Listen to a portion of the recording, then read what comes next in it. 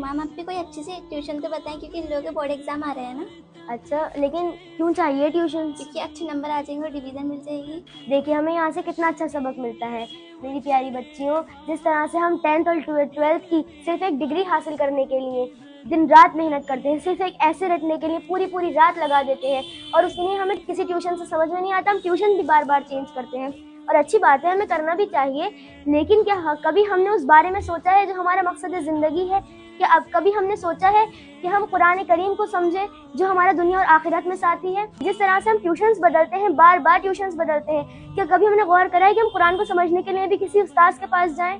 जो हमारा मकसद ज़िंदगी हम उसे भूल गए हैं, और डिग्री तो ख़त्म हो जाएगी, लेकिन वो जो हमारा दुनिया और आखिरत में साथी है, जो हमारा कब्र और हशर में साथी है कुरान करीम, हम उसको भूल गए हैं, हम उसे समझने की कोशिश भी नहीं करते। मेरी बहनों, गौर करने की ज़रूरत है, हमें इस पर गौर करना है ना।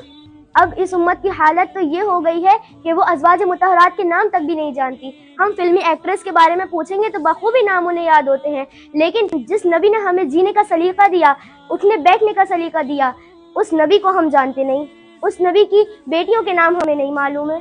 तो इस पर गौर फिक्र करने की ज़रूरत है, और हमें अपना आइडियल हज़रत फातिमा ज़हरा रज़ी अल्लाह ताला अन्हा को बनाना है ना, और कुरान करीम को अपना आइडियल बनाना है। अल्लाह पाक ने कुरान करीम को हमारे हिदायत के लिए भेजा है।